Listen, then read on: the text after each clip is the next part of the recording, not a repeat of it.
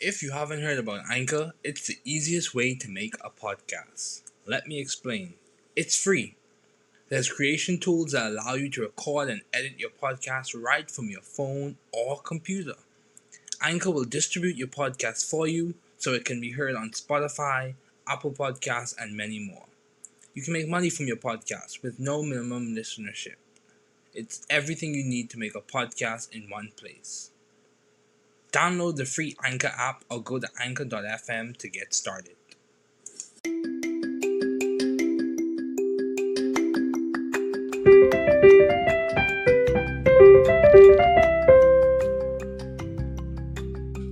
Welcome to the new Chemist Podcast. We're glad you're listening.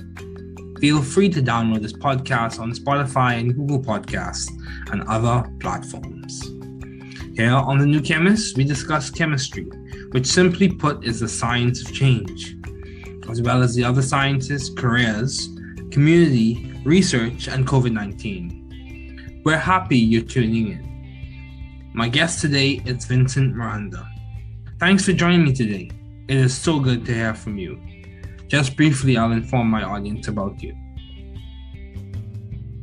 A good friend and a good colleague of mine, an intelligent young person, Vincent Miranda graduated valedictorian in 2017 from Northwood High School in Napanee, Indiana.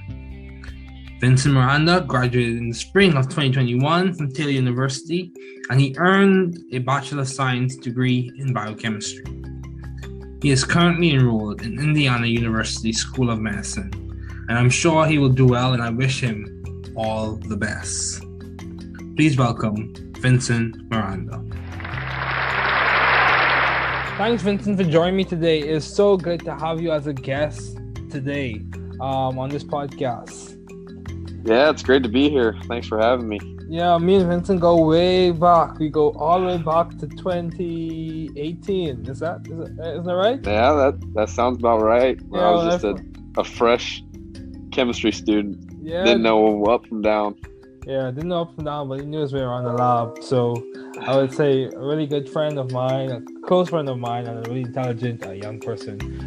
So what have been your long-standing interests in the field of science?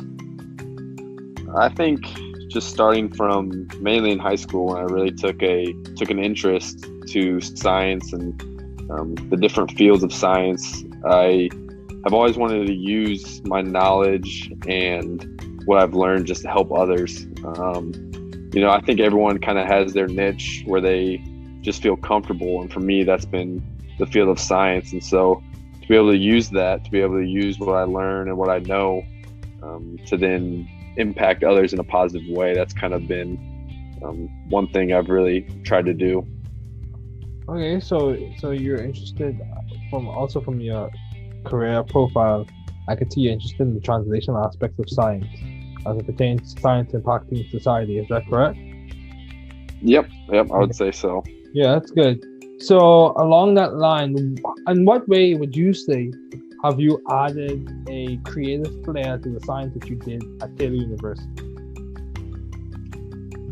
I think that the science I did at Taylor University, it's not a very big field or not a very big major at Taylor. So I think just being able to take people from different areas, like for example, myself, I was able to play basketball at Taylor and study biochemistry as well. So being able to bring what I learned from sports and that team atmosphere, that kind of working together, working through adversity, and really turn it and kind of change it into what I do in the field of science as well. So for example, in the lab, something goes wrong and you got some options. You can either just quit or you can try to figure out a new solution. I think that athletic background really helped me kind of push through different adversity that came up in the field of science. Yeah, that's good that you mentioned that, because many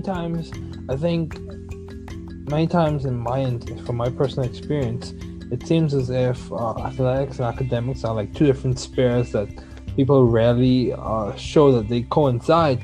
But I think if we were to take the discipline that we taught and perpetuated in the field of athletics and translate that into science and show that The same way how person X can be great in basketball through being disciplined and dedicated from a very early age.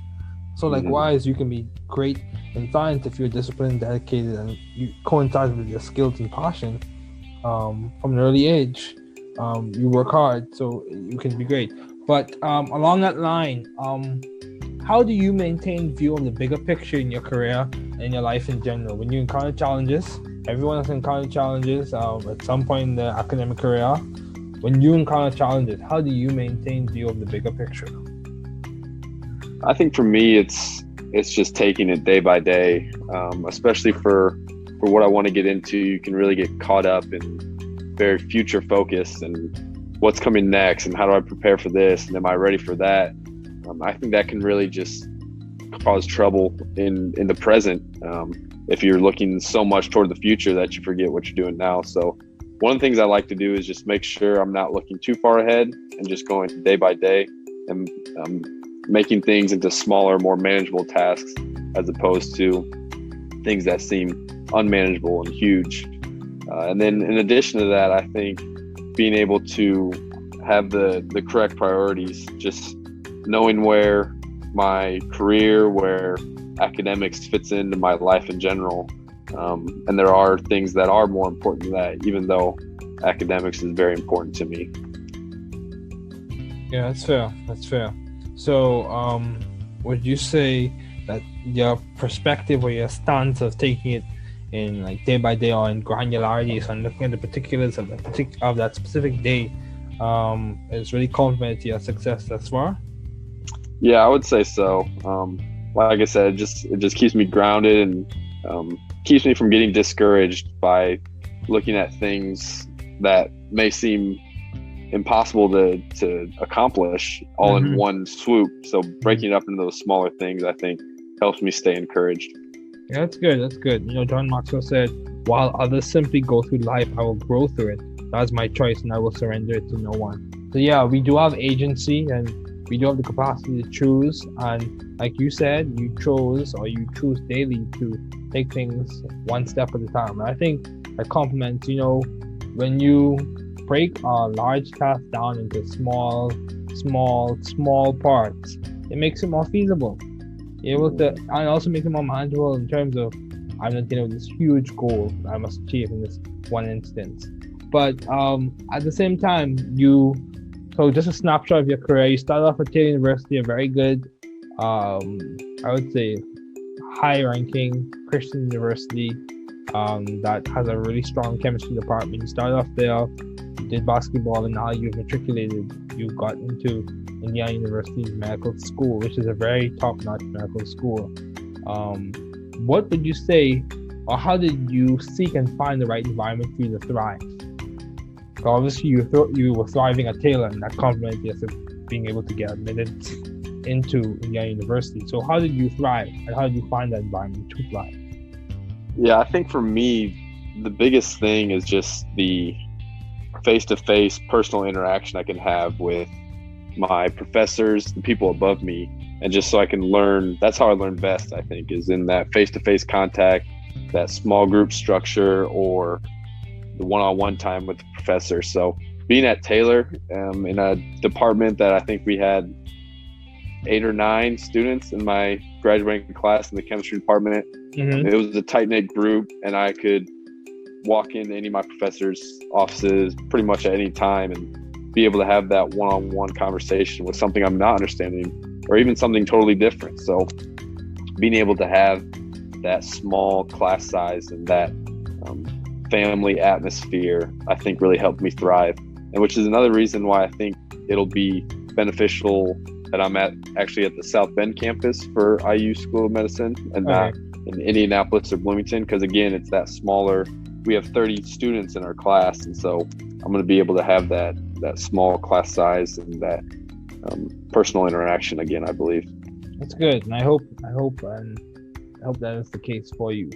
Hope and pray that's the case for you. So, given that you have a lot of responsibilities, you're a married man, preparing for med school, all this other good stuff, and you have accomplished several things, how do you maintain balance, Vincent? Are you balanced, Vincent?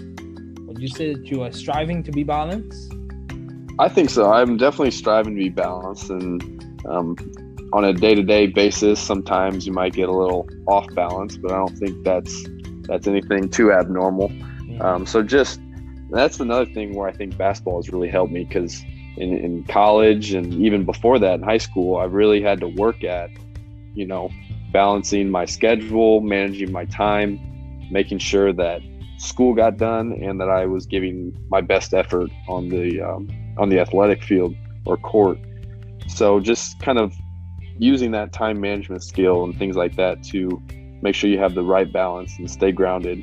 And that's another thing too, just having good friends, good family that they'll tell you when you're out of line, when your priorities aren't straight. And so having that support system has been huge for me, my family, my wife now, and all my great friends like you, David, just making sure that I'm kind of on the right path and going in the right direction. Yeah, man, you're a good friend of mine as well. And I think one of the things that complements to understanding balance is that balance is not, I've spoken to many people, about 30 different people about the same concept. Balance is not, that doesn't make me an expert in it, by the way. It makes me someone who can discuss it. So balance is not a static stance or an instance. Balance is dynamic. Just like resilience, just like mental health. All those things incorporate, addressing the stresses that you face, finding a way to manage and adjust to them, and then proceeding forward with your life. So, Frederick Flack said that the most encouraging observation I've made over the years is resilience, or whatever you want to call it. Balance is a strength most of us can develop with thought and practice. So, those things, of course I summarize his words, but those things, they require thought, they require practice, and they require progress through time. So it's not something that you achieve in one instant. So yeah, I agree with you. So I would say, in many regards, you have been successful as a student in the field. What has complemented to your success thus far? And what do you think will complement to your success in medical school?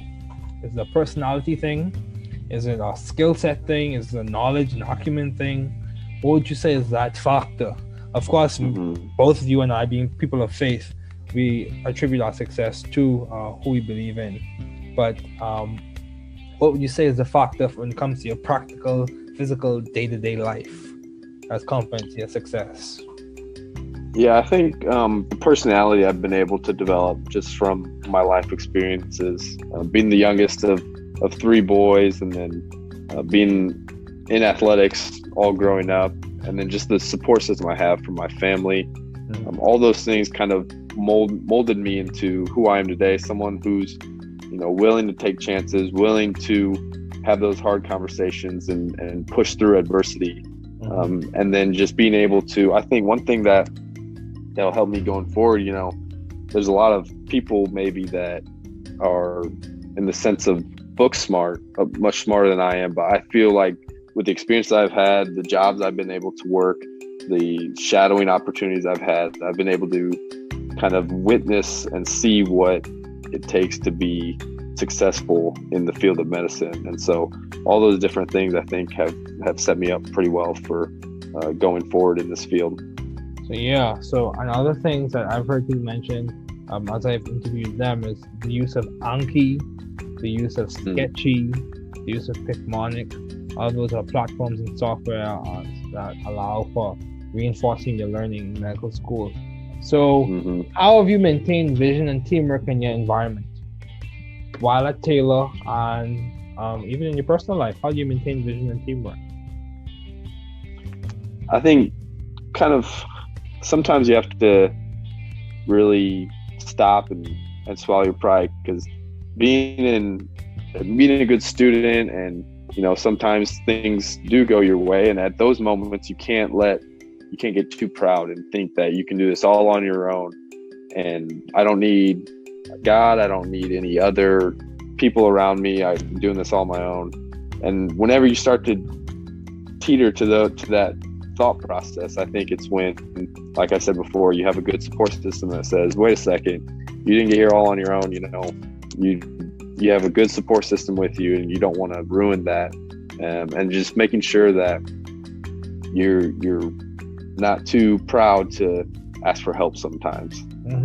I agree. Like I was interviewing an administrator at Georgia Tech, and he made the comment. His concern is not about being right. He just wants to make sure that he gets it right. He wants to make sure he's in the right position. He's achieved the right goal. He has achieved the thing that's needful at the time. So why did you choose biochemistry? Be more specific. Why did you choose biochemistry as a field to major in, Vincent? What complemented that decision for undergrad? I think for me, so it kind of starts back to when I was in high school.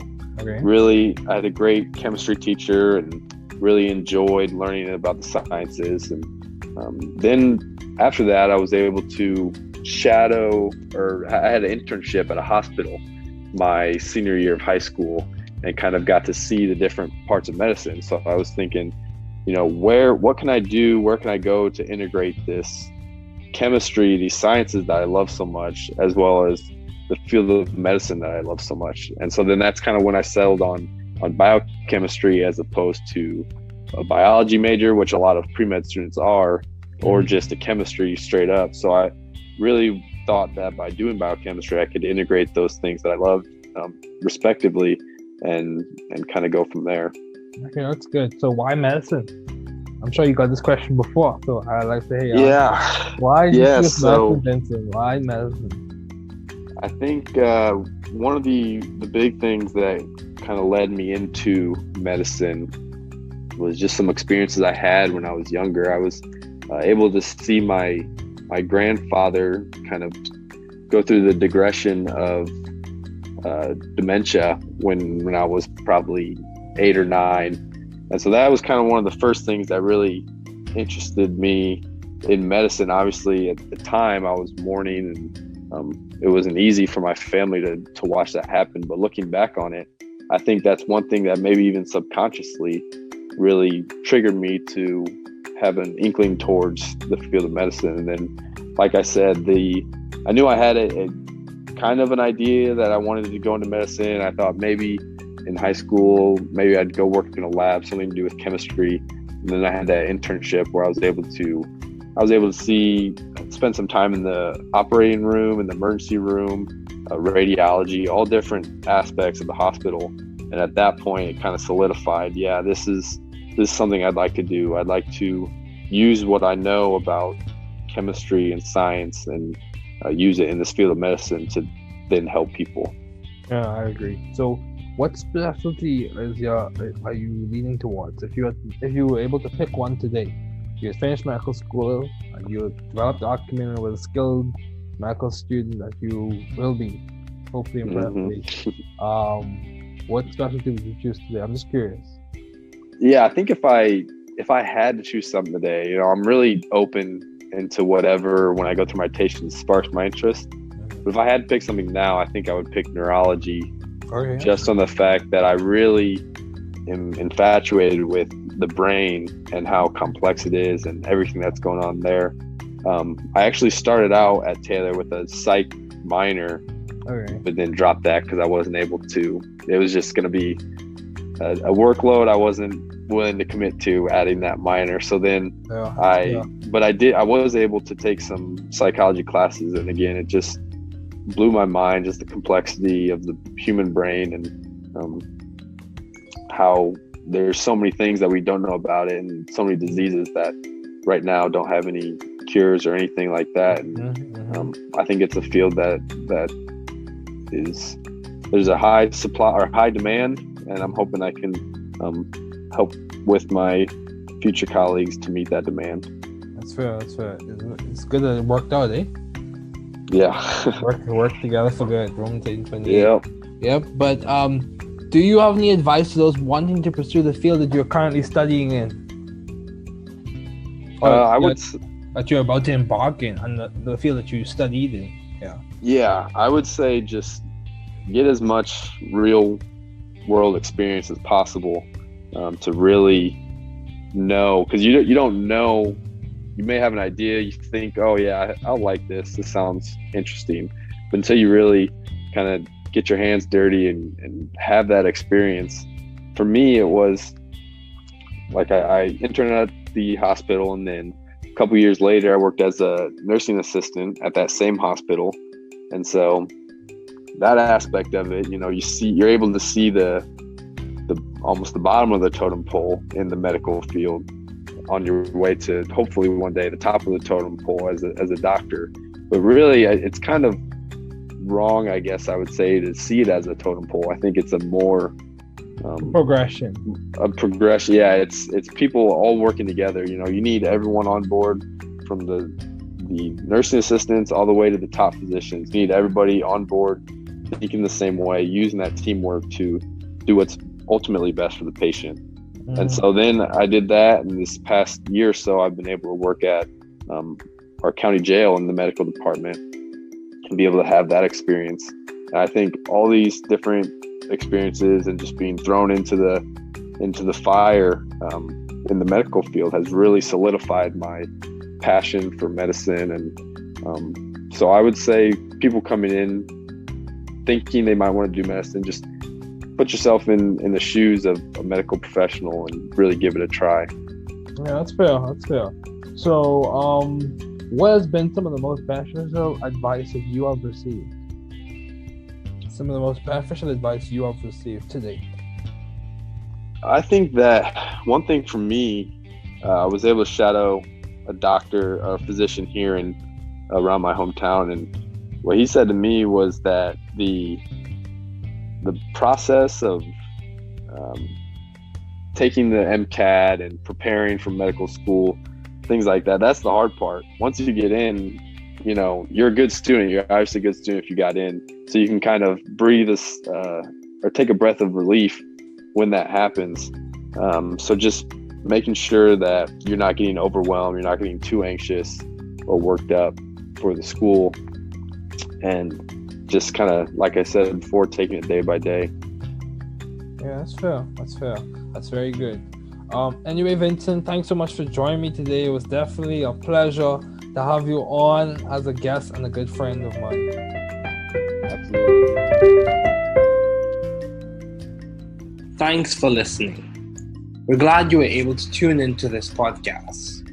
Once again, this is The New Chemist, where we discuss chemistry, which simply put is the science of change, as well as the other sciences, careers, community, research, and COVID-19. Thanks again for listening. Note, the views on this podcast represent those of my guest and I.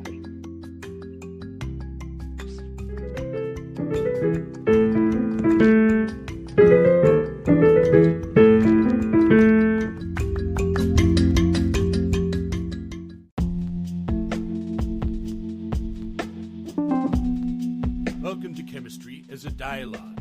This will be the first installment of a series of conversations in which we explain key ideas in chemistry as a dialogue between two friends. Hey everyone, my name is Jason. Time and chance happened to us all. After working as an undergraduate and receiving a fellowship for graduate school, this is timely and an example of paying it forward for others to benefit. Remember the concepts. Use the accessible organic chemistry guidebook on Apple Books and Barnes & Noble, and use different methods for healthy positive reinforcement. It is true that repetition and practice helps reinforce the concepts. You can do it with the capability and a hopeful, realistic outlook. Hey everyone, my name is Lebron, and this conversation is dedicated to the tens of people who have helped and inspired me, specifically my parents, my brother, my sister, and those teachers in university and high school who helped make science accessible to me. Organic chemistry is a subject that requires effort, focus, and skill. These foundations have been selected after guided review and observation as to what concepts facilitate and support a good understanding as a student progresses through this discipline in chemistry. These foundations from the moiety to the metallics highlight with conceptual focus key ideas, points, and memory aids to support your success in organic chemistry. Learning organic chemistry is similar to building a house. It takes time, skill, and persistent efforts. Let's begin. Let's begin this conversation. What are our goals and what learning habits do we need to develop to learn this material well? Well, some things to want to know are 1. The key words, 2. The key ideas and relevance of structures which we call Lewis dot structures, 3. As well as understand some simplified quantum mechanical concepts. Jason. So what are organic molecules? Well, dude, organic molecules can be understood as multiple atoms associated together, made primarily from carbon. In short, organic molecules are carbon-based molecules. Yo dude, we can draw them in many ways, and if we keep the same molecular formula, Then those multiple versions are what we call isomers. These molecules may or may not have the same molecular formula. In cases where the molecular formula is the same but the structure is not the same, we have what is called structural isomers.